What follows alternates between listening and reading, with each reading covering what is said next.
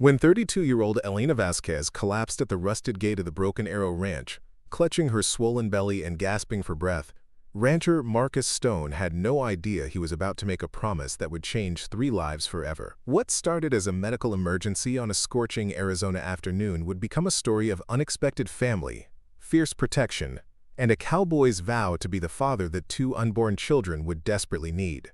Before we jump back in, tell us where you're tuning in from. And if this story touches you, make sure you're subscribed, because tomorrow I've saved something extra special for you. The desert sun beat down mercilessly on the cracked asphalt of Highway 87, shimmering waves of heat rising from the road like ghostly dancers. Elena's ancient Honda Civic had been making threatening sounds for the past 50 miles, but she'd pushed it forward with desperate determination. The twins in her belly seemed to sense her anxiety, their movements restless and urgent as another contraction gripped her abdomen. She wasn't supposed to be driving. Dr. Martinez had been clear about that during her last appointment in Phoenix. Bed rest, he'd said. Complete bed rest for the remaining 6 weeks until delivery. But when the eviction notice appeared on her apartment door 3 days ago, followed by the termination letter from Roosevelt Elementary, where she'd taught 4th grade for 8 years, bed rest became an impossible luxury. The school district's decision had been swift and brutal. Budget cuts, they claimed, though Elena suspected the truth lay deeper. Principal Davidson had never quite forgiven her for refusing his advances at the Christmas party, and her pregnancy had given him the perfect excuse to eliminate what he saw as a problem teacher. Single mothers were liabilities, he'd once muttered during a staff meeting, thinking she couldn't hear. Elena gripped the steering wheel tighter, as another wave of pain rolled through her lower back. The babies weren't due for another month and a half, but stress had a way of accelerating nature's timeline. She'd learned that lesson the hard way during her previous miscarriage 2 years ago, back when she'd still believed in fairy tale endings and men who kept their promises. The Honda's engine coughed violently, then settled into an ominous knocking rhythm. Steam began seeping from beneath the hood, and Elena's heart sank as she spotted a weathered sign ahead. Broken Arrow Ranch, private property, no trespassing. But just beyond the sign, she could make out the blessed sight of buildings and what looked like a house. She'd been driving toward her sister's place in Flagstaff, the only family member who'd answered her desperate phone calls. Carmen had grudgingly agreed to let Elena stay until the babies were born, though her tone suggested the welcome would be far from warm. But now, with her car dying and contractions coming more frequently, Flagstaff might as well have been on the moon. The Honda shuddered to a complete stop just as Elena managed to pull it partially off the road near the ranch's entrance gate. Steam poured from the engine in earnest now, and the silence that followed the dying motor was broken only by the whisper of desert wind through the mesquite bushes. Elena sat for a moment, hands resting on her belly, feeling the baby's anxious movements beneath her palms. At 7 months pregnant with twins, everything was a struggle.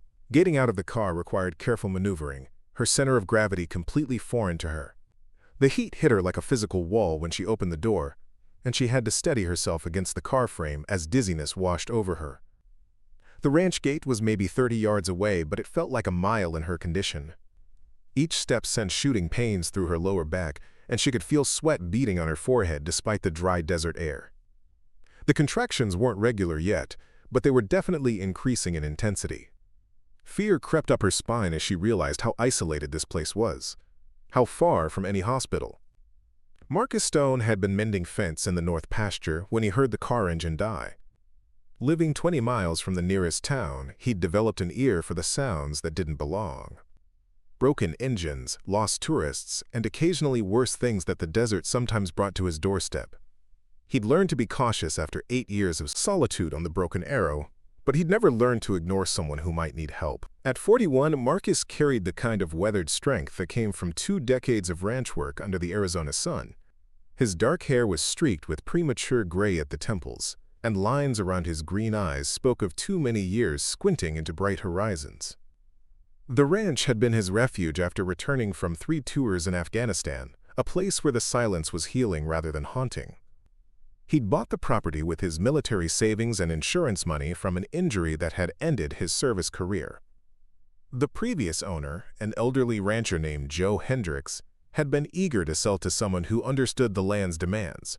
It wasn't the biggest spread in Cochise County, But its 1,500 acres of desert grassland and canyon country provided enough space for a man to lose himself in honest work. Marcus had spent years rebuilding the ranch from near abandonment. New fencing, restored water systems, and a small but healthy herd of desert-adapted cattle that could thrive in the harsh climate. He'd also renovated the old ranch house, expanding it with the vague notion that someday he might share it with someone. But at 41, that someday seemed increasingly unlikely. His closest neighbors were the Morales family, whose ranch sat 12 miles to the east, and old Pete Hoffman, who ran a few head of cattle on leased land to the south. The isolation suited Marcus fine. He'd had his fill of noise and chaos during his military years, and the desert's vast quiet had slowly healed wounds that doctors couldn't reach. As he rode his horse Dakota toward the front gate, Marcus could make out a figure moving slowly along the fence line. At first, he assumed it was someone seeking directions, maybe a tourist whose GPS had led them astray. But as he got closer, something about the person's posture triggered his instincts. The way they were moving, careful and pained, reminded him of wounded soldiers he'd helped in field hospitals overseas. When he was close enough to see clearly, Marcus felt his breath catch. The figure was a young woman, obviously very pregnant, and she was clearly in distress. Her dark hair was matted with sweat, and she was using the fence posts to steady herself as she made her way toward the gate. Even from 50 yards away, he could see she was struggling. Preparing and narrating this story took us a lot of time. So if you are enjoying it, subscribe to our channel. It means a lot to us. Now back to the story. Marcus spurred Dakota into a faster pace, dismounting before the horse had completely stopped. "Ma'am," he called out, his voice carrying easily in the thin desert air. "Are you all right?" Elena looked up at the approaching cowboy with a mixture of relief and wariness. He was tall and lean, with the kind of presence that suggested competence and strength. His worn jeans and dusty boots marked him as someone who worked the land, and there was something in his weathered face that spoke of kindness beneath the obvious caution. "My car," she managed to say, gesturing weakly toward the Honda. "It broke down. I think I need help." Marcus was already moving toward her, his trained eye taking in the signs of distress. The way she was breathing, shallow and controlled, the protective hand on her swollen belly. The slight tremor in her legs that suggested she was fighting to stay upright. "When are you due?" he asked, reaching out to steady her as she swayed slightly.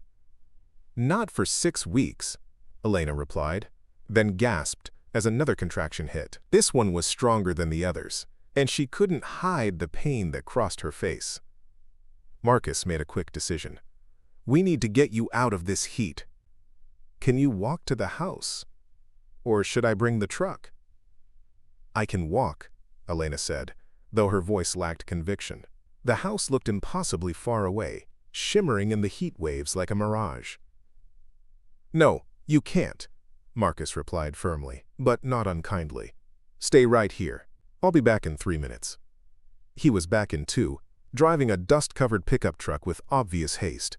Elena had managed to make it to the meager shade of a scrub oak, but she was clearly fading. The heat was brutal, and pregnancy made it 10 times worse. Marcus helped her into the truck's air-conditioned cab with gentle efficiency, the kind of care that spoke of experience with emergencies. "There's a hospital in Benson," he said, starting to turn the truck around. 25 minutes if I push it." "Wait," Elena said, her hand on his arm. "I don't have insurance, and I can't pay for an ambulance or emergency room." Marcus looked at her for a long moment, seeing something in her eyes that went beyond physical distress. There was a bone-deep exhaustion there, the look of someone who'd been fighting battles on multiple fronts for too long. "That doesn't matter right now," he said quietly. "What matters is making sure you and those babies are safe." Elena felt tears threatening at the simple kindness in his words. When was the last time someone had put her well-being first without calculating the cost? "I don't even know your name," she whispered. "Marcus Stone." "And you are?" "Elena Vasquez." She paused, then added, "I was a teacher, in Phoenix, until 3 days ago."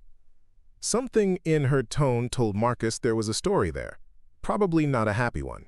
He'd developed an ear for the things people didn't say during his years of solitude. "Well, Elena Vasquez, formerly of Phoenix, let's get you somewhere cool and figure out what's going on with those babies. The ranch house sat in a grove of ancient cottonwoods that Joe Hendricks had planted decades ago. The trees provided blessed shade and made the temperature at least 10 degrees cooler than the open desert.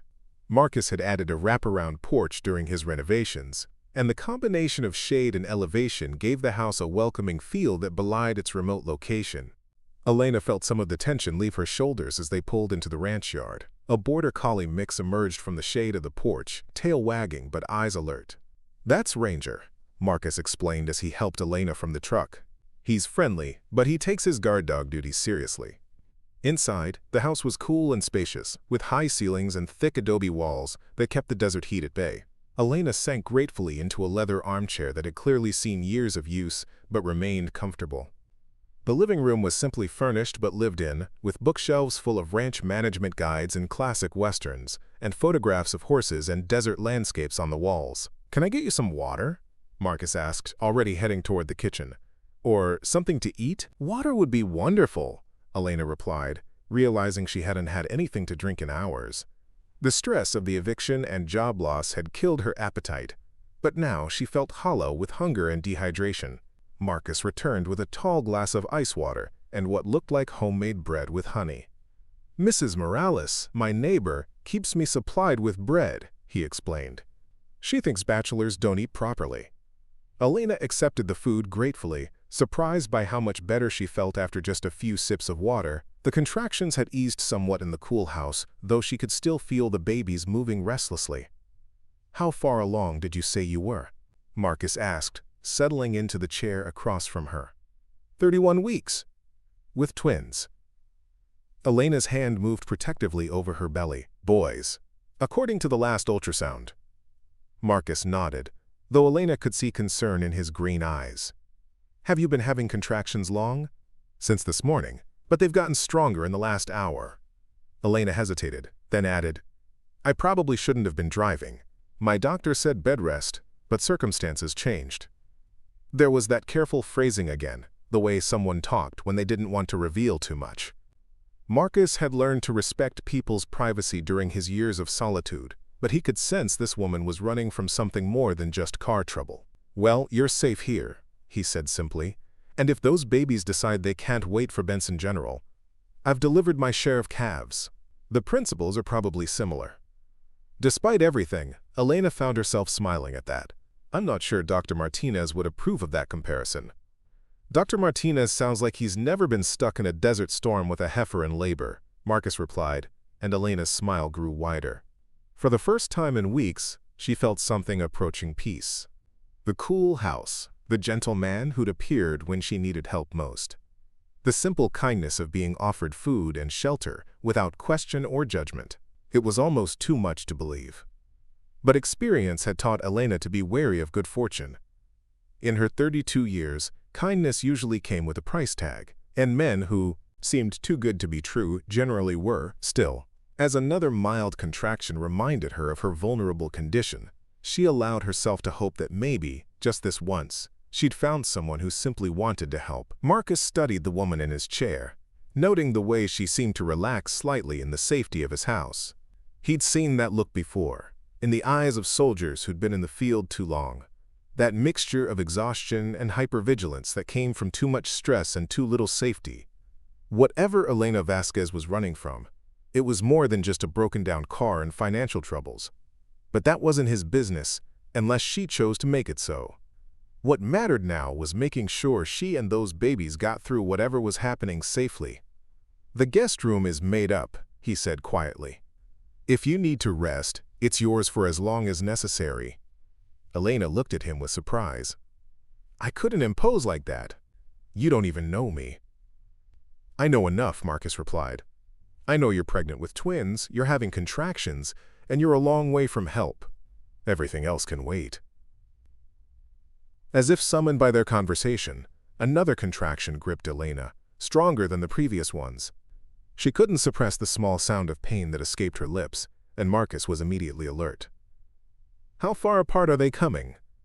he asked, moving to kneel beside her chair. Elena breathed through the contraction, counting silently. Maybe every 8 minutes. But they're getting stronger. Marcus was quiet for a moment, obviously weighing options. I think we should call the hospital, let them know we might be coming in, but I also think we should wait and see if they settle down now that you're out of the heat and stress. Elena nodded, grateful for his calm competence. She'd been handling everything alone for so long that having someone else make practical decisions felt like an enormous relief. "Can I ask what brought you to this particular stretch of desert?" Marcus asked gently. Elena was quiet for a long time, staring out the window at the desert landscape that stretched endlessly toward the mountains. Finally, she spoke. "I lost my job. And my apartment. I was driving to my sister's place in Flagstaff, but I don't think I'm going to make it." "What kind of teaching did you do?" "4th grade. Roosevelt Elementary in Phoenix." Elena's voice carried a note of pride, despite her circumstances. "I loved those kids. Some of them didn't have much at home. So school was their safe place. I tried to make sure they knew someone cared about them." Marcus heard the past tense in her words and the pain that went with it. "Budget cuts?" Elena's laugh held no humor. "That's what they claimed. But the principal had other reasons for wanting me gone." The implication hung in the air between them, and Marcus felt a familiar anger stir in his chest. He'd seen too many good people destroyed by those who had power over them, too many lives derailed by the whims of petty tyrants. "Their loss," he said simply, but Elena heard the genuine conviction in his words. Another contraction came, and this time Elena couldn't hide how much it hurt. Marcus timed it, watching her face as she breathed through the pain. When it passed, he made his decision. "I'm calling Dr. Sarah Chen in Benson. She's a friend, and she's delivered plenty of babies. If these contractions don't slow down, we're going to need professional help." Elena wanted to protest about the cost, about imposing further, but another wave of pain stopped her words. Deep down, she knew he was right. The babies weren't waiting for convenient timing or financial planning. They were coming, whether she was ready or not. As Marcus stepped into the kitchen to make the phone call, Elena closed her eyes and tried to imagine what came next. She'd been so focused on just surviving the immediate crisis that she hadn't thought beyond getting to her sister's house. But now, sitting in this peaceful ranch house with a man who seemed genuinely concerned for her welfare, she began to wonder if maybe there was another path forward. The babies moved again, a reminder of the two small lives depending on her to keep them safe. Whatever happened next, she had to find a way to give them the stability and love they deserved. And for the first time in months, that future didn't seem entirely impossible. Dr. Sarah Chen arrived at the Broken Arrow Ranch within 40 minutes of Marcus's call, her medical bag in hand and her expression focused. Elena had been having contractions every 6 minutes for the past hour, and Marcus's concern had deepened with each passing wave of pain that crossed the pregnant woman's face. "This is Elena," Marcus said as he led the doctor into the living room. 31 weeks with twins. Contractions started this morning, but intensified when her car broke down in the heat. Dr. Chen was a petite woman in her 50s, with kind eyes and the efficient movements of someone who delivered hundreds of babies in rural Arizona. She knelt beside Elena's chair with a warm smile. "Hello, Elena. I'm Dr. Chen. Marcus tells me you've been having a rough day." Elena managed a weak smile. "That's putting it mildly." "Let's take a look and see what these babies are up to," Dr. Chen said, opening her bag. "Marcus, could you give us some privacy while I examine Elena?" Marcus nodded and stepped onto the porch with Ranger, but Elena's voice stopped him. "Could he stay? Please. I don't have anyone else." The simple request hit Marcus harder than he expected. In those few words, he heard the depth of Elena's isolation, her fear of facing this crisis completely alone. Dr. Chen looked between them and nodded. "Of course. Marcus has seen his share of emergencies." The examination revealed what Dr. Chen had suspected. Elena was in early labor, her cervix beginning to change despite being 6 weeks from her due date. The babies' heartbeats were strong, but their position suggested they weren't quite ready for the world yet. "The good news is that both babies sound healthy," Dr. Chen explained as she packed her instruments. "The less good news is that you're definitely in preterm labor. We can try to slow it down, but at 31 weeks, if these boys want to come, We need to be prepared. Elena felt tears threatening. What does that mean for them, if they're born now? Babies born at 31 weeks have excellent survival rates, especially boys who tend to develop lung maturity a bit earlier, but they'll need specialized care that we can't provide here or even at Benson General. We're talking Phoenix Children's Hospital at minimum. The weight of logistics crashed over Elena like a cold wave. Phoenix Children's Hospital meant enormous medical bills she couldn't pay. It meant staying in Phoenix near the life she'd just fled. It meant facing all the complications she'd been running from while trying to care for premature infants. Marcus saw the despair creep across Elena's face and made a decision that surprised even him. What if we could slow the labor down? Give the babies more time. Dr. Chen nodded slowly. Bed rest, no stress, medication to relax the uterine muscles. It might buy us a few more weeks, which would make a huge difference for the baby's development. Then that's what we do, Marcus said firmly. Elena, you'll stay here. Complete bed rest, whatever it takes. Elena stared at him in shock. Marcus, I can't ask you to do that. You barely know me. You're not asking. I'm offering. Marcus's green eyes held steady conviction. Those babies deserve the best chance we can give them, and right now, that means keeping you calm and rested until they're ready. Dr. Chen watched this exchange with professional interest. In her years practicing rural medicine, she'd seen communities rally around strangers in crisis. But there was something different about Marcus Stone's immediate commitment to this woman and her unborn children. I can provide the medical supervision, she said carefully. Daily visits, monitoring the baby's progress. But Elena, this means absolute bed rest. No driving, no stress, no physical exertion beyond short walks to the bathroom. I understand, Elena whispered, though the thought of being completely dependent on Marcus's kindness terrified her almost as much as premature labor. Good. I'll be back tomorrow morning to check on everyone. Dr. Chen gathered her bag and headed for the door, then turned back. Elena, try not to worry. Stress is the enemy right now. You're in good hands. After the doctor left, an awkward silence settled between Elena and Marcus. The magnitude of what he'd just committed to seemed to hover in the air between them. 6 weeks of caring for a stranger, of turning his quiet ranch life upside down for 2 babies who weren't even his. Why? Elena asked finally.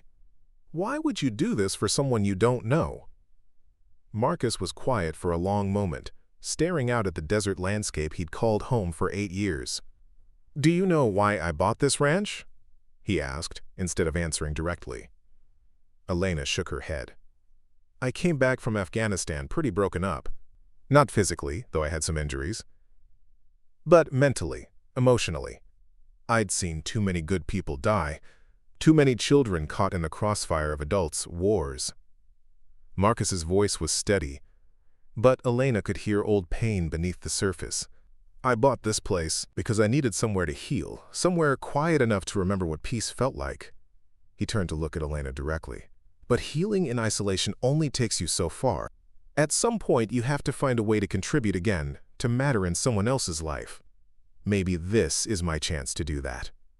Elena felt tears spilling down her cheeks. But what if the babies come early anyway? What if something goes wrong?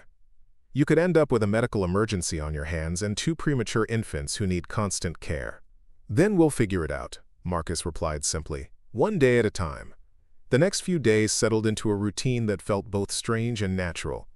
Elena spent her mornings in bed, reading books from Marcus's surprisingly extensive library while he handled ranch chores. Afternoons were spent on the shaded porch, where she could watch him work with the cattle or repair equipment while Ranger kept her company. Dr. Chen's daily visits became the highlight of Elena's day. The babies were thriving despite the early labor scare, growing stronger each day they remained in the womb. The contractions had slowed to irregular, manageable episodes, and Elena's blood pressure had stabilized in the calm environment of the ranch.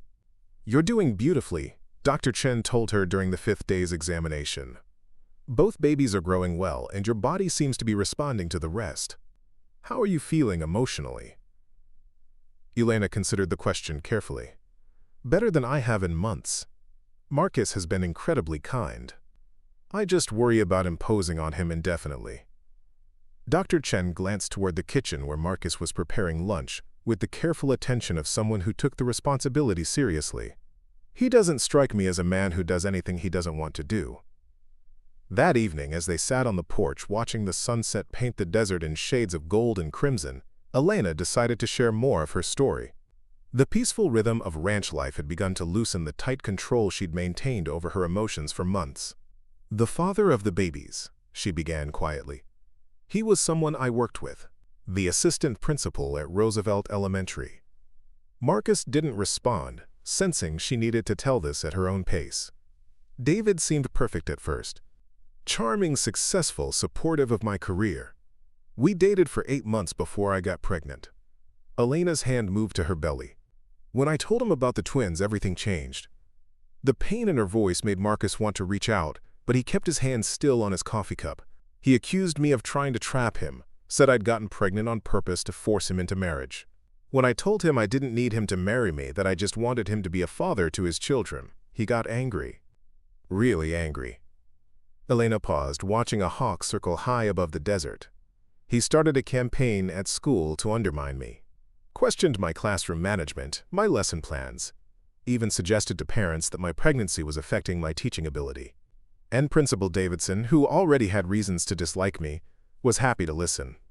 Marcus felt anger building in his chest, the same protective fury he'd felt for vulnerable civilians caught in war zones. "What about the other teachers? Didn't anyone support you?"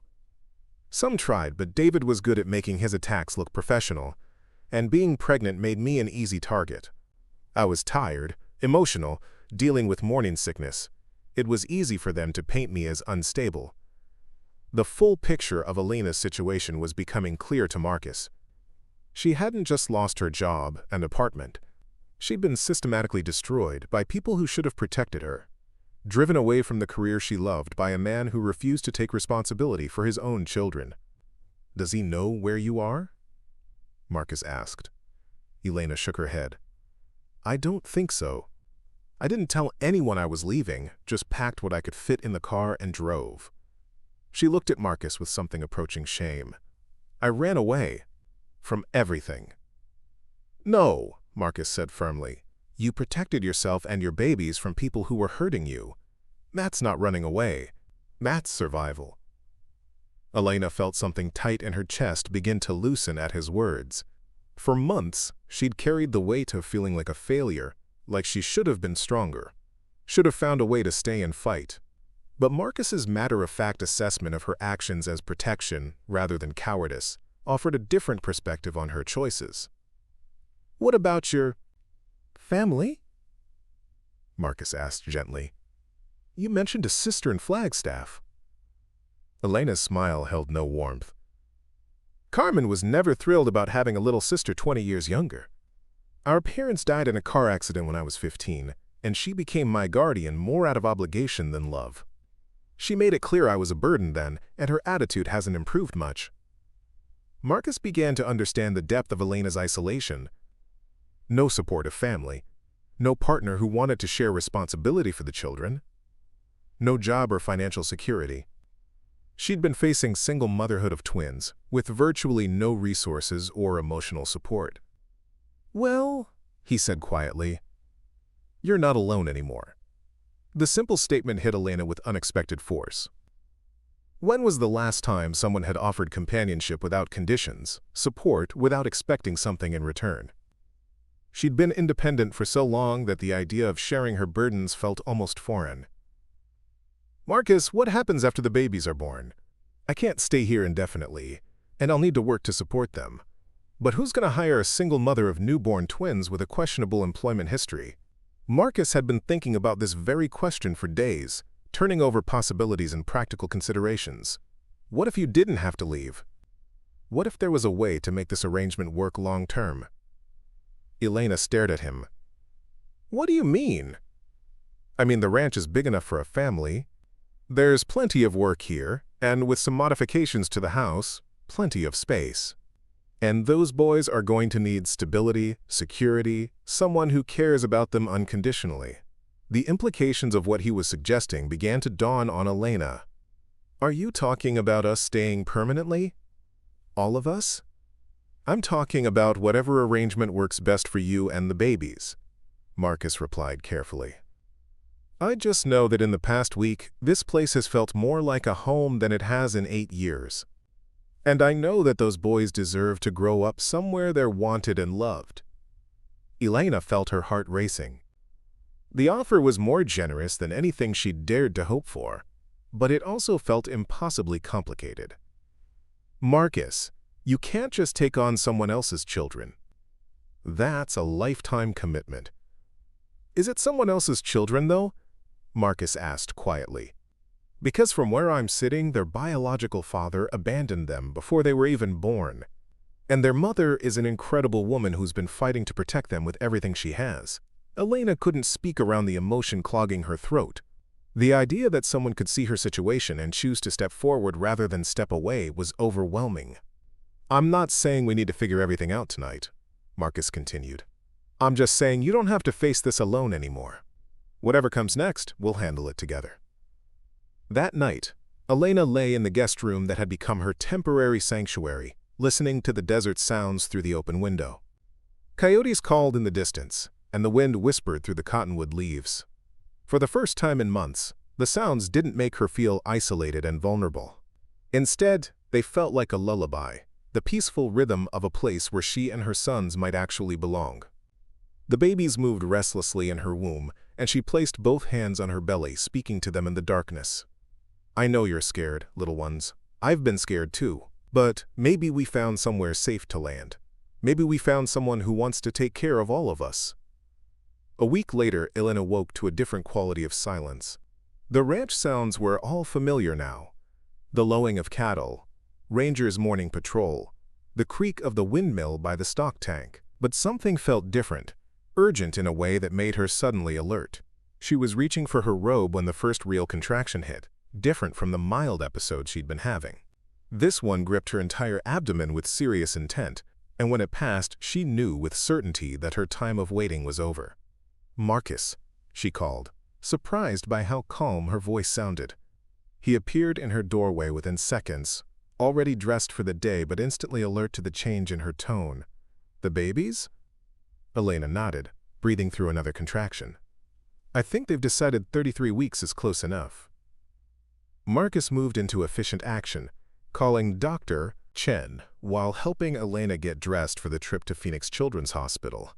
But as he hung up the phone, his expression was grim. "What's wrong?" Elena asked, though she already sensed the answer. "There's been a multi-car accident on the interstate. All the ambulances are tied up, and Dr. Chen is dealing with casualties at Benson General. We're on our own for getting to Phoenix." Elena felt fear creep up her spine, but it was tempered by something unexpected. Trust. If anyone could get her safely to the hospital, it was Marcus Stone. He'd proven over the past 2 weeks that his steady competence extended to whatever crisis presented itself. "Then we better get going," she said, managing a smile despite another contraction. "These boys have been patient long enough." As Marcus helped her to the truck, Elena caught sight of the desert sunrise painting the sky in brilliant oranges and pinks. Somewhere in the beauty of that moment, she found herself thinking that maybe this was exactly how it was supposed to happen. Not in sterile hospital rooms surrounded by strangers, but here in this place that had become home, with this man who'd already proven he would do anything to keep her and her babies safe. The journey to Phoenix was about to begin, but Elena realized that the real journey, the one toward family, belonging, and love, had started the moment her car broke down at the Broken Arrow Ranch gate 2 weeks ago. The drive to Phoenix Children's Hospital became a race against time and nature's determination. Elena's contractions intensified with each mile, coming every 3 minutes now with the kind of authority that left no doubt about the twins' intentions. Marcus kept his hands steady on the wheel, while his mind calculated distances and timing, the same tactical thinking that had kept him alive in Afghanistan. "Talk to me about something," Elena gasped between contractions, gripping the door handle as another wave of pain crested. "Anything to keep my mind off this?" Marcus glanced at her, noting the sheen of sweat on her forehead despite the air conditioning. "What do you want to know?" Why did you really leave the military? The whole story this time. Marcus was quiet for several miles, navigating around slower traffic while Elena breathed through 2 more contractions. Finally, he spoke. My last deployment, we were supposed to evacuate a school that had been caught in the crossfire. 28 kids, ages 5 to 12, and their teacher. Elena could hear the weight of memory in his voice. We got 27 kids out safely. The last one, a little girl named Amira. She ran back inside for her doll. The building collapsed before I could reach her. Marcus's knuckles were white on the steering wheel. I spent 2 years in therapy, learning that it wasn't my fault, that I'd saved 27 lives that day. But all I could see was the one I couldn't save. Elena reached across the console, covering his hand with hers despite her pain. And now you're saving 3 more lives. I'm trying, Marcus replied quietly. We're both trying. The Phoenix skyline appeared ahead of them like a mirage, glass and steel rising from the desert floor. Marcus had called ahead, and the hospital's NICU team was ready for their arrival. But as they pulled into the emergency bay, Elena's water broke with a rush that left no doubt about the urgency of their situation. They're coming now, she whispered, fear and determination warring in her voice. Marcus, they're really coming. The next hour blurred into a kaleidoscope of medical efficiency. Elena was whisked into a delivery room while Marcus found himself relegated to a waiting area, still wearing his dusty ranch clothes among the sterile hospital surroundings. He called Dr. Chen to update her, then sat in the uncomfortable plastic chair feeling more helpless than he had since his last day in uniform. A nurse appeared after what felt like hours but had probably been minutes. Are you the father? She asked. Marcus hesitated for a split second. I'm family, he said finally, the words feeling more true than any technical relationship could convey. She's asking for you, the nurse replied with a smile. Room 314. Scrub in at the station by the door. Elena looked impossibly small in the hospital bed, surrounded by monitors and medical equipment, but her eyes lit up when Marcus appeared. They want to wait for the babies to decide their own timing, she explained breathlessly. But they're monitoring everything closely. Dr. Martinez, Elena's original obstetrician from Phoenix, had been called in for the delivery. He introduced himself to Marcus with professional courtesy, but there was curiosity in his eyes about this cowboy who'd appeared as Elena's support person. The babies are in good position, Dr. Martinez explained. For 33 weeks, they're showing excellent signs. But premature twins can be unpredictable, so we're prepared for anything. The labor progressed rapidly once it began in earnest. Elena gripped Marcus's hand through each contraction, drawing strength from his steady presence. He murmured encouragement, wiped her forehead with cool cloths, and never once stepped away from her side. I can see the first head, Dr. Martinez announced. Elena, when the next contraction comes, I need you to push with everything you have. The first twin, weighing 4 pounds and 2 ounces, entered the world with a lusty cry that filled the delivery room with hope. It's a boy, the doctor announced unnecessarily, as the baby's voice proclaimed his arrival to anyone within hearing distance. He sounds strong, Marcus said, awe evident in his voice as he watched the NICU team quickly assess the infant. His brother's not far behind, Dr. Martinez warned, and within minutes the second twin made his appearance. Smaller at 3 pounds and 14 ounces, but equally determined to announce his presence. Elena sobbed with relief and exhaustion as both babies were quickly examined, their cries filling the room with the most beautiful sound she'd ever heard. Are they okay? She asked repeatedly as medical personnel worked around her. They're perfect, Dr. Martinez assured her. Small, but their lungs are clear and strong. The NICU team will monitor them closely for the next few weeks, but these boys are fighters. Marcus found himself staring at the 2 tiny beings who had just changed his world forever. They were impossibly small, their skin translucent and delicate, but there was something fierce about their determination to breathe and cry and exist. In that moment, he understood with perfect clarity that biology had nothing to do with being a father. The next few weeks established a routine that revolved entirely around the NICU. Elena took a room at the Ronald McDonald House near the hospital, while Marcus drove back and forth from the ranch to spend every possible moment with her and the babies. The twins, whom Elena named Gabriel and Daniel, grew stronger each day under the watchful eyes of the medical staff. "They're going to be just fine," Dr. Sarah Patel, the NICU director, told Elena during one of the daily consultations. "Another week, maybe 2, and they'll be ready to go home. Their weight gain is excellent, and their breathing has stabilized completely."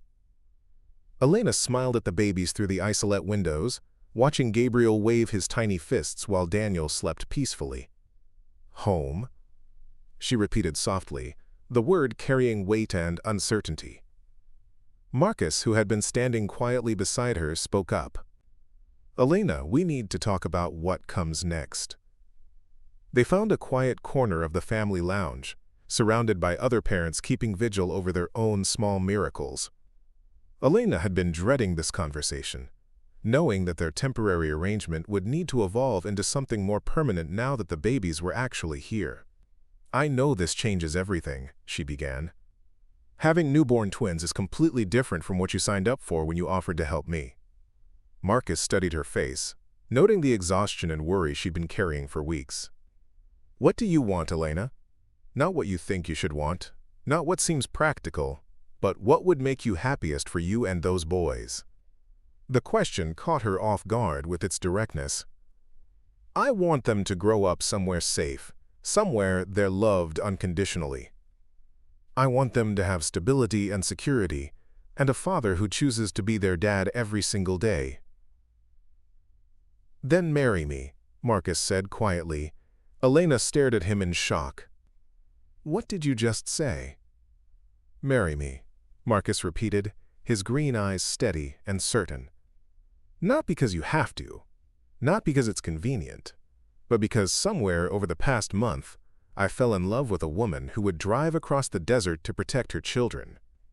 I fell in love with the idea of being Gabriel and Daniel's father, of giving them the kind of childhood where they never have to wonder if they're wanted." Elena felt tears streaming down her face. "Marcus, you can't just decide to marry someone because they need help." "I'm not deciding anything because you need help," Marcus replied firmly. "I'm asking you to marry me because I can't imagine my life without you and those boys in it. Because when I watch you with them, I see everything I've been looking for without knowing I was searching." He reached across the small table, taking her hands in his. "I love you, Elena. I love your strength, your dedication to your children, the way you never gave up even when everything was falling apart. I love the way you make coffee in the morning, and how you sing to the babies when you think no one's listening."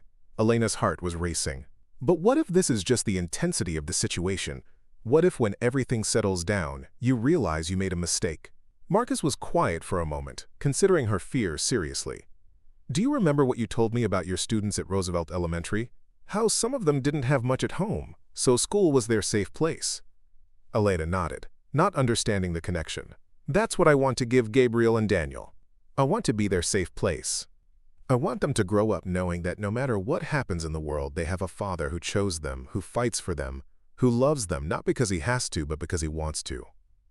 The profound simplicity of his vision for their future overwhelmed Elena. She thought of her own childhood after her parents died, the feeling of being tolerated rather than treasured. She thought of David's rejection of the children he'd helped create, and Principal Davidson's casual cruelty. Then she looked at Marcus, this man who had appeared in her darkest hour and offered not just help, but love. "Are you sure?" she whispered. "Really? Truly sure?" "I've never been more certain of anything in my life," Marcus replied.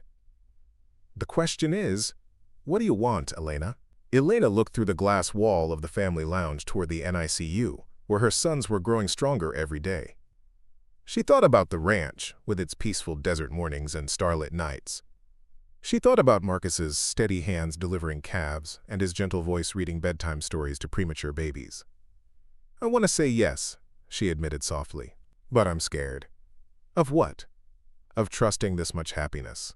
Of believing that someone could love me and my children this completely, without expecting us to be perfect in return." Marcus stood and pulled her into his arms, holding her against his chest where she could hear the steady rhythm of his heartbeat. "Elena, look at me." She lifted her face to meet his eyes. You don't have to be perfect. The boys don't have to be perfect. We just have to love each other and figure out the rest as we go. Elena felt the last wall around her heart crumble. Yes, she whispered. Yes, I'll marry you. The wedding took place 6 months later in the desert behind the ranch house, with Gabriel and Daniel sleeping peacefully in a double stroller decorated with white ribbons. Dr. Chen officiated the ceremony, while the Morales family and half the population of Cochise County looked on with approval. Elena wore a simple white dress that accommodated her post-pregnancy figure, and Marcus had reluctantly agreed to trade his usual work boots for dress shoes, though he'd drawn the line at a tie. The babies, now healthy 6-month-olds with their mother's dark eyes and what promised to be their father's stubborn chin, served as the most important witnesses to their parents' vows. I promise to love you and your sons as my own family, Marcus said, his voice carrying across the desert air. I promise to be the father Gabriel and Daniel deserve, to support their dreams and protect their hearts. I promise to build a life with you that's worthy of the love you've given me. Elena's vows came through tears of joy. I promise to trust in this love we've built, to believe in the future we're creating together. I promise to love you not just for what you've given us, but for who you are. And I promise to make sure our sons know every day how blessed they are to have you as their father. When Dr. Chen pronounced them husband and wife, the cheers that erupted from their neighbors seemed to echo off the distant mountains. Gabriel woke up and added his own voice to the celebration, while Daniel continued sleeping through the commotion with the peaceful confidence of a child who knows he's safe. As the reception continued into the desert evening, Elena found herself standing apart from the crowd for a moment, watching Marcus demonstrate rope tricks to a group of fascinated children while keeping one eye on the twins. Mrs. Morales approached with a knowing smile. "You found yourself a good man," she said, following Elena's gaze. "He found us," Elena corrected softly, "right when we needed him most." "No, mija," Mrs. Morales replied with the wisdom of someone who'd observed many relationships over the decades. "You found each other. That man needed a family as much as you needed a home." Elena realized the truth in those words, as she watched Marcus scoop up Gabriel, who had started to fuss, settling the baby against his shoulder with practiced ease. The transformation in Marcus over the past months had been as profound as her own. The quiet, solitary rancher had bloomed into a devoted father and husband, finding purpose and joy in the chaos of family life. Later that night, after the guests had gone home and the babies were settled in their new nursery, Elena and Marcus sat on their porch swing watching the stars. The desert night was cool and peaceful, filled with the gentle sounds of cattle and wind through the cottonwoods. "Do you ever think about how different things would be if my car hadn't broken down that day?" Elena asked, her head resting on Marcus's shoulder. "Every single day," Marcus replied, pressing a kiss to the top of her head. "Best timing belt failure in automotive history." Elena laughed, the sound carrying contentment and hope. "What do you think Gabriel and Daniel will think about this story when they're old enough to hear it?" Marcus considered the question seriously. "I think they'll understand that sometimes the most important things in life happen when we least expect them. That love doesn't always look like what we planned, but it always feels like coming home." As if summoned by the conversation, a soft cry came from the nursery monitor. Elena started to get up, but Marcus gently pressed her back into the swing. "I've got this one," he said, heading inside to comfort whichever twin had decided that sleep was overrated. Elena listened to Marcus's voice through the monitor, low and soothing as he spoke to Gabriel about the desert stars and the cattle settling down for the night. The baby's cries faded into contented sighs, and soon Marcus's footsteps returned to the porch. "How did you know it was Gabriel?" Elena asked as he settled back beside her. Marcus grinned in the starlight. "Gabriel cries like he's got something important to say. Daniel just wants company. You learn to tell the difference." Elena marveled at the depth of Marcus's understanding of their sons, the way he'd embraced every aspect of fatherhood, from the midnight feedings to the diaper changes to the endless loads of baby laundry. He'd never once complained about the way children had turned his orderly ranch life into beautiful chaos. "I love you, Marcus Stone," she said simply. "I love you too, Elena Stone," he replied, the name still new enough to make them both smile. As they rocked gently in the swing, Elena thought about the journey that had brought them to this moment. The fear and desperation that had driven her into the desert, the broken car that had forced her to stop running, the man who had offered safety and discovered love. Tomorrow would bring new challenges. Gabriel and Daniel would grow and change, requiring different kinds of protection and guidance. The ranch would demand attention, bills would need to be paid, and life would continue with all its ordinary complications. But tonight, Elena felt the deep peace that comes from knowing you're exactly where you belong. She'd found more than shelter at the Broken Arrow Ranch. She'd found home, love, and the kind of family that's built not on obligation but on choice. The desert wind whispered through the cottonwood leaves, carrying the promise of tomorrow's sunrise and all the possibilities it would bring. And for the first time in her life, Elena wasn't afraid of what came next. Whatever the future held, they would face it together, this family that had been born from broken timing belts and answered prayers. In the distance, a coyote called to the moon, wild and free, and Elena understood that some of the most beautiful things in life happened not despite the wilderness, but because of it. Sometimes you had to get lost before you could be found. Sometimes you had to break down completely before you could be rebuilt into something stronger. And sometimes, when you least expected it, a cowboy appeared at your lowest moment and said exactly the words you needed to hear. Stay. Those babies need a father. 3 years had passed since Elena's Honda broke down at the Broken Arrow Ranch gate, and the transformation of their lives had been nothing short of miraculous. Gabriel and Daniel, now sturdy 3-year-olds with their father's determined chin and their mother's warm brown eyes, had turned the quiet ranch into a symphony of childhood laughter and endless adventures. The morning sun cast long shadows across the ranch yard as Elena watched Marcus teach the boys how to properly approach the gentle mare, Buttercup, who had become their favorite companion. Gabriel, always the more cautious of the twins, hung back slightly while Daniel rushed forward with characteristic boldness. "Easy, Daniel," Marcus said, his voice carrying the patient authority he'd perfected over 3 years of fatherhood. "Remember what we talked about. Horses can feel when you're excited or scared. We want Buttercup to feel calm and happy to see us." Elena smiled as she watched Daniel take a deep breath and slow his approach, mimicking his father's movements exactly. The resemblance between Marcus and the boys went far beyond genetics now. They'd absorbed his quiet confidence, his respect for animals, and his instinct to protect those smaller and more vulnerable than themselves. "Mama, look!" Gabriel called out, having worked up the courage to stroke Buttercup's neck. "She likes me!" "She loves you both," Elena replied, moving closer with the camera she'd taken to carrying everywhere. These moments were too precious not to capture, too perfect not to preserve for the future, when the boys would want to know about their early years at the ranch. The sound of an approaching vehicle drew their attention to the dirt road leading to the house. Elena felt the familiar flutter of anxiety that still accompanied unexpected visitors, though she'd learned to manage the fear that once controlled her life. Marcus noticed her tension immediately, as he always did, and moved closer to her side. "Expecting anyone?" he asked quietly. Elena shook her head, watching as a silver sedan navigated the rough ranch road with obvious difficulty.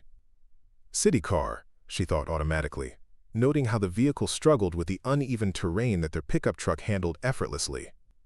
The car came to a stop near the house, and Elena felt her breath catch as she recognized the woman who stepped out. Carmen, her sister, looking exactly as Elena remembered. Perfectly styled hair, expensive clothes, and an expression of barely concealed disapproval as she surveyed the ranch surroundings. "Elena," Carmen called out, her voice carrying across the yard with its familiar note of condescension. "We need to talk." Marcus instinctively moved closer to Elena, while the boys, sensing the change in atmosphere, moved closer to their parents. Gabriel slipped his small hand into Elena's, while Daniel pressed against Marcus's leg, seeking the comfort of his father's solid presence. "Carmen," Elena replied, surprised by how steady her own voice sounded.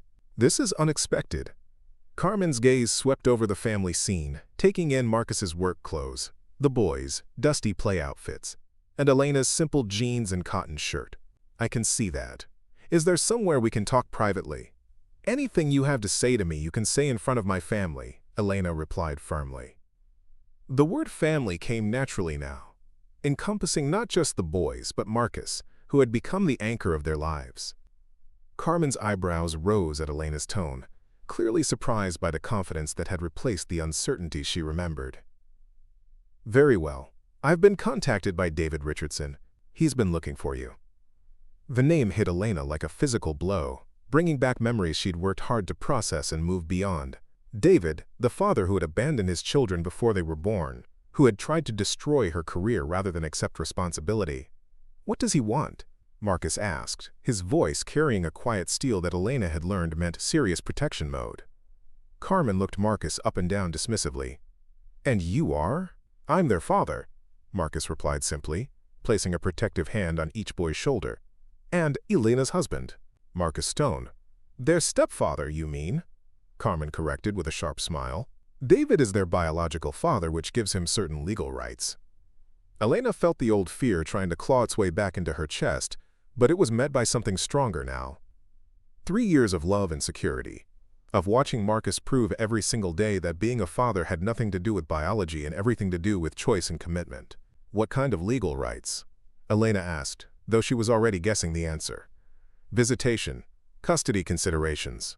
David has established himself quite well since you disappeared. He's married now, to a lovely woman who's very interested in meeting her stepchildren. They have resources, stability, a proper home environment."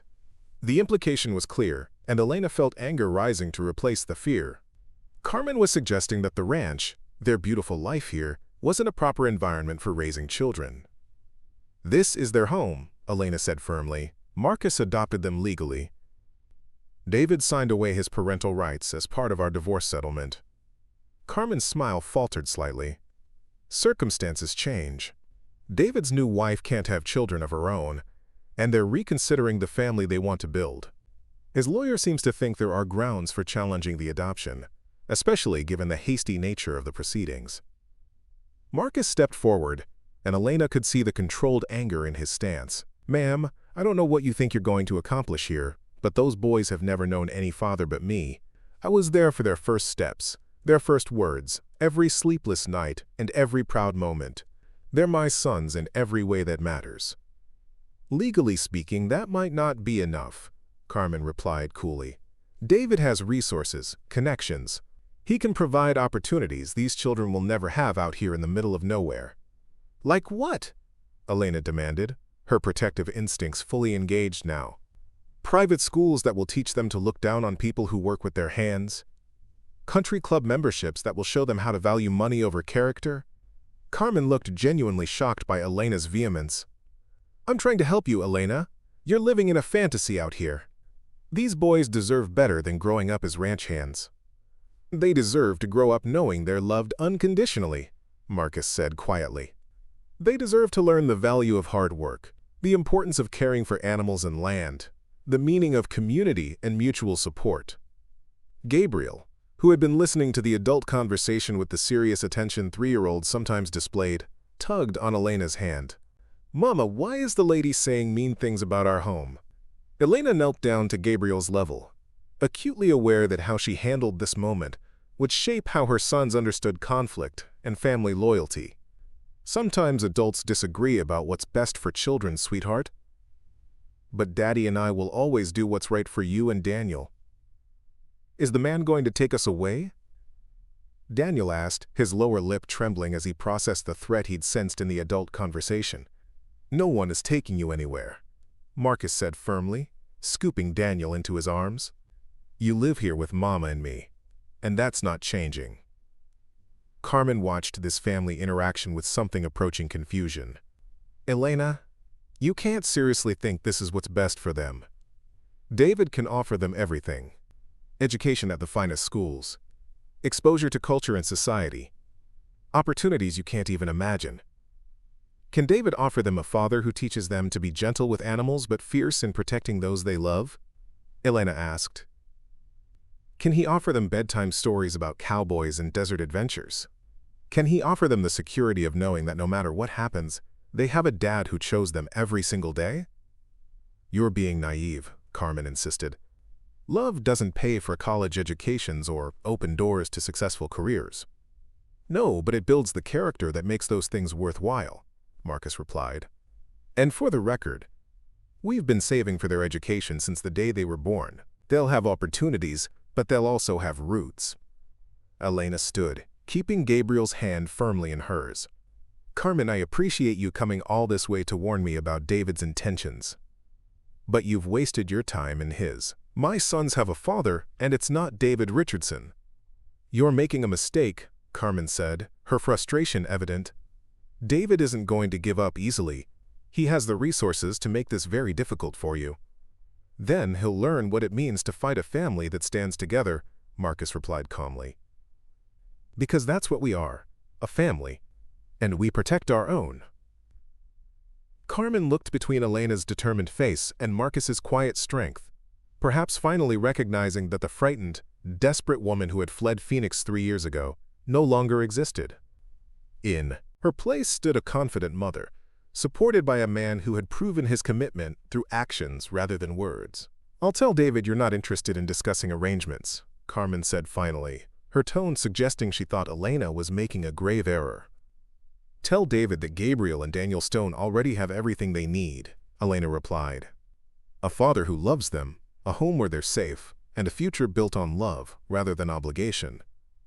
After Carmen left, the family spent the rest of the day engaged in their normal activities, but Elena could see that the encounter had affected everyone.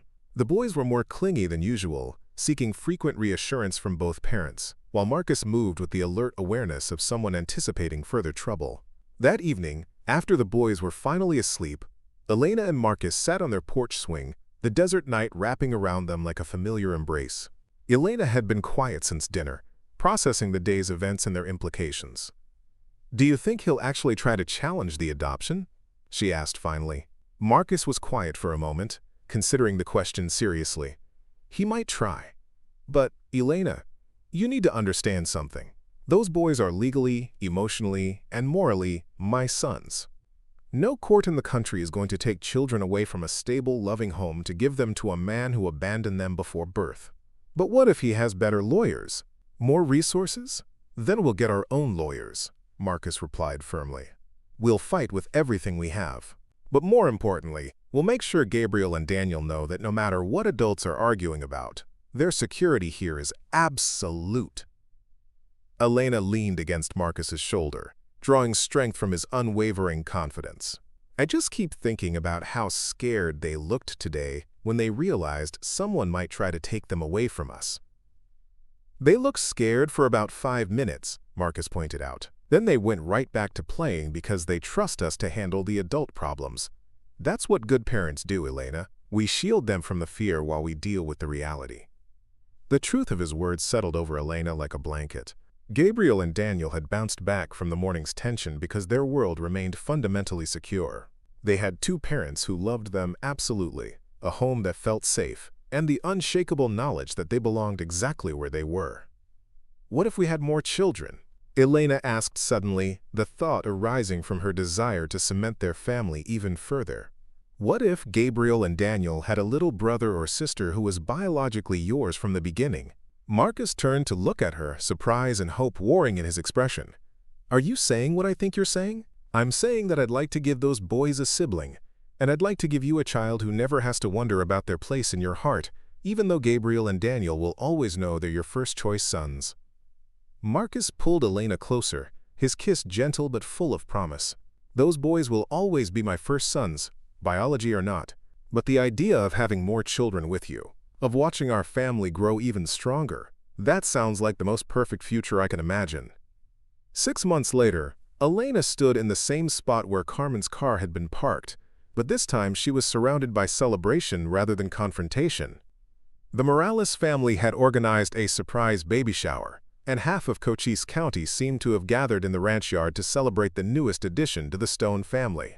Elena was 5 months pregnant with a little girl they'd already decided to name Hope, and the irony of the name wasn't lost on any of them. Hope for a future built on love, hope for a family that kept growing stronger, hope for children who would know from birth that they were treasured beyond measure. Gabriel and Daniel had taken the news of becoming big brothers with the serious responsibility only 3-year-olds could muster. They talked to their baby sister through Elena's belly, sang her songs, and had already begun planning all the things they would teach her about ranch life. Are you going to teach Hope to ride horses like Daddy taught us? Daniel asked during one of their evening conversations with Elena's belly. And how to be gentle with the baby calves, Gabriel added solemnly. Because they're little like she's going to be little. Elena smiled as she watched them navigate their expanding understanding of family. They'd never known a world where love was conditional, or where belonging had to be earned. For them, family simply meant the people who took care of each other, who shared adventures and bedtime stories and morning pancakes. The legal challenge from David had never materialized. Whether Carmen had been bluffing or David had reconsidered when faced with the reality of challenging a stable adoption, Elena never knew. But Marcus's prediction had proven correct. Their family's foundation was too solid to be shaken by external threats. As the baby shower continued around her, Elena found herself thinking about the journey that had brought them to this moment. The desperate flight from Phoenix, the broken car, the cowboy who had offered shelter and discovered love. Every difficult step had led to this abundance of joy and security. Mrs. Morales approached with a knowing smile, carrying a beautifully wrapped present. "This is from all of us," she said, indicating the gathered neighbors and friends, "but especially from those boys of yours. They picked it out themselves." Elena opened the package to find a hand-carved wooden rocking horse, perfectly sized for a toddler, with Hopestone engraved on a small plaque attached to the base. The craftsmanship was exquisite, clearly the work of someone who understood both woodworking and children. "Marcus made it," Mrs. Morales explained, but Gabriel and Daniel supervised every step. They wanted their baby sister to have something special from her big brothers and her daddy. Elena felt tears threatening as she ran her fingers over the smooth wood, imagining Hope learning to ride this gentle wooden horse before graduating to the real ones that waited in the ranch pastures. It was more than a toy. It was a symbol of the legacy Marcus was building for all their children, a legacy of skill and care and attention to the things that mattered. Marcus appeared at her side, Gabriel and Daniel flanking him like proud assistants. "Do you like it, Mama?" Gabriel asked anxiously. "We helped Daddy sand all the smooth parts so baby Hope won't get splinters." "And we picked the color," Daniel added importantly. "Daddy wanted to paint it brown like a real horse, but we said girls might like purple better." Elena looked at the rocking horse again and noticed what she'd missed before. It was painted a soft lavender color that somehow managed to look both whimsical and elegant. Leave it to her sons to find the perfect compromise between practical and pretty. "It's the most beautiful rocking horse I've ever seen," Elena said, pulling both boys into a hug. "Hope is going to love it because her big brothers helped make it with so much love. And when she gets bigger, we'll teach her to ride real horses," Gabriel announced. "Just like Daddy taught us." "Just like Daddy taught us," Daniel agreed. "Because that's what big brothers do." Elena met Marcus's eyes over the boys' heads, seeing her own amazement reflected there. Somehow, without any conscious planning, they'd created a family culture where protecting and nurturing younger members was simply what everyone did. Gabriel and Daniel had learned from Marcus's example that fathers chose to love their children every day, and now they were applying that same principle to their anticipated role as big brothers. As the celebration continued into the desert evening, Elena found herself standing apart from the crowd for a moment, watching Marcus demonstrate rope tricks while Gabriel and Daniel provided enthusiastic commentary. The scene was so perfectly domestic, so completely happy, that she had to remind herself it was really her life and not someone else's dream. Dr. Chen approached, carrying 2 cups of lemonade. "Penny for your thoughts," she said, offering 1 cup to Elena. "I was just thinking about timing," Elena replied. "How everything had to happen exactly the way it did for us to end up here. The job loss, the eviction, the car breaking down at exactly the right gate." Dr. Chen smiled. "I've delivered a lot of babies over the years, seen a lot of families form in unexpected ways, but I've never seen a clearer case of people finding exactly what they needed, exactly when they needed it. Do you think Hope will understand how special this all is?" Elena asked, her hand moving to her growing belly. Gabriel and Daniel remember bits and pieces of their early years, but Hope will grow up assuming this much love and security is normal. "That's the point, isn't it?" Dr. Chen replied gently. "To give our children lives so filled with love that they can't imagine anything different." Hope will grow up knowing that families are built on choice and commitment, that fathers are men who show up every day, that home is wherever people love you unconditionally. Elena nodded, understanding that Dr. Chen was right. Hope would inherit not just Marcus's name and Elena's eyes, but the legacy of a family that had chosen each other against all odds and built something beautiful from the wreckage of Elena's former life. As the last guests said their goodbyes and the boys were tucked into bed with stories about baby horses and gentle sisters, Elena and Marcus found themselves once again on their porch swing, surrounded by the vast peace of the desert night. "Do you ever wonder what David's life is like now?" Elena asked, the question arising from her newfound sense of security. Marcus considered this seriously. "I hope he's found happiness somewhere. But mostly I'm grateful that his choices led to mine. If he'd been a better man, Gabriel and Daniel would never have needed a father, and I would never have discovered what I was meant to be." Elena smiled at the elegant simplicity of his perspective.